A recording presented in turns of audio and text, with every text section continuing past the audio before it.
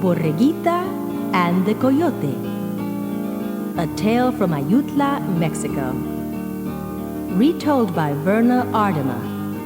Illustrated by Petra Mathers. When you hear this sound, it's time to turn the page.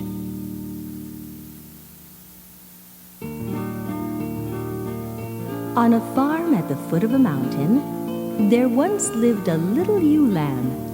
Her master called her simply Borreguita, which means little lamb. One day, Borreguita's master tied her to a stake in a field of red clover. The lamb was eating the lush plants when a coyote came along. The coyote growled, "Grrr, Borreguita, I'm going to eat you." Borreguita bleated, "Bah, bah, oh, Señor Coyote, I would not fill you up. I am as thin as a bean pod. When I have eaten all this clover, I shall be fat. You may eat me then." Coyote looked at the skinny little lamb and the wide clover field. "Está bien, that is good," he said. "When you are fat, I shall come back." After many days, the coyote returned. He found the lamb grazing in a meadow. He growled, "Grrr, Borreguita, you are as plump as a tumbleweed. I'm going to eat you now." Borreguita bleated, "Bah, bah, Señor Coyote, I know something that tastes ever so much better than lamb." "What?" asked Coyote. "Cheese!" cried Borreguita. "My master keeps a round of cheese on his table. He eats it on his tacos." The coyote had never heard of cheese, and he was curious about it. "How can I get some of this cheese?" he asked.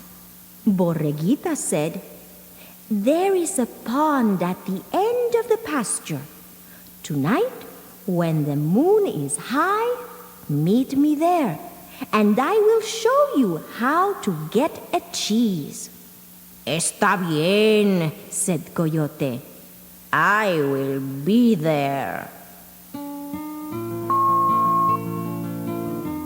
That night, when the full moon was straight up in the sky, Borreguita and Coyote met at the edge of the pond.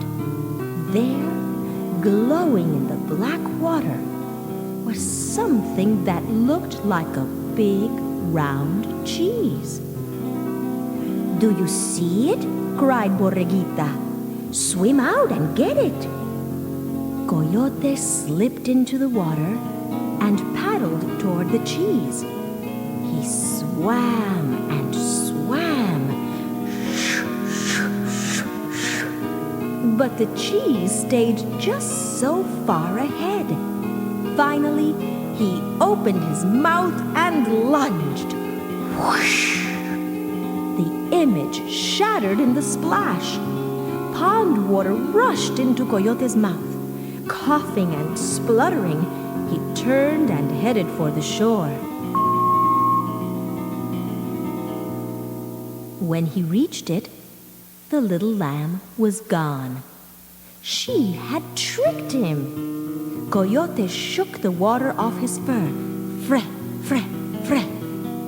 Then he looked up at the big cheese in the sky and howled, "Oh!"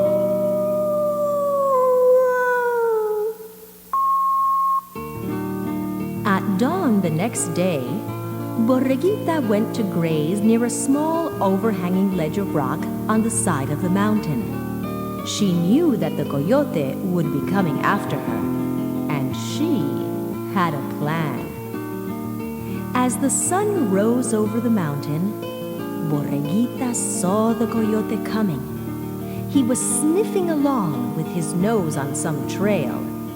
She crawled under the ledge and lay on her back, bracing her feet against the top. When the coyote found her, he growled, "Grrr. Borreguita, I see you under there. I'm going to pull you out and eat you." Borreguita bleated. "Bah, bah, Señor Coyote, you can't eat me now. I have to hold up this mountain. If I let go, it will come tumbling down." The coyote looked at the mountain. He saw that the lamb was holding it up. "You are strong," said Borreguita. "Will you hold it while I go for help?" The coyote did not want the mountain to fall, so he crept under the ledge and put up his feet. "Push hard," said Borreguita. "Do you have it now?" "I have it," said Coyote. "But hurry back. This mountain is heavy." Borreguita rolled out of the shallow cave and went leaping and running all the way back to the barnyard. Coyote held up that rock until his legs ached and he was hungry and thirsty. At last he said, "Even if the mountain falls, I'm going to let go. I can't hold it any longer." The coyote dragged himself out and covered his head with his paws. The mountain did not fall. Then he knew.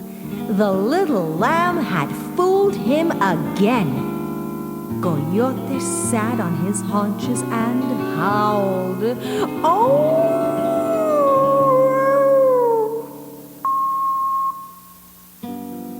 Early the next morning, the coyote hid himself in a thicket in the lamb's pasture. When she drew near, he sprang out with a woof, and he said, "Borreguita, you will not escape this time. I'm going to eat you now." Borreguita bleated, "Bah, bah, Señor Coyote, I know I deserve to die. But grant me one kindness. Swallow me whole so that I won't have to suffer the biting and the chewing." "Why should I make you comfortable while I eat you?" demanded the coyote. "Anyway, I couldn't swallow you all in one piece even if I wanted to." "Oh, yes, you could," cried Borreguita. "Your mouth is so big, you could swallow a cougar. Open it wide, and I will run and dive right in." Coyote opened his mouth wide and braced his feet. Borreguita backed away. Then she put her head down and charged. Bam! She struck the inside of Coyote's mouth so hard she sent him rolling. "Ow! Ow! Ow!" howled the coyote as he picked himself up and ran away, his mouth feeling like one big toothache. And from that day on, Borreguita frisked about on the farm at the foot of the mountain. And Coyote never bothered her again.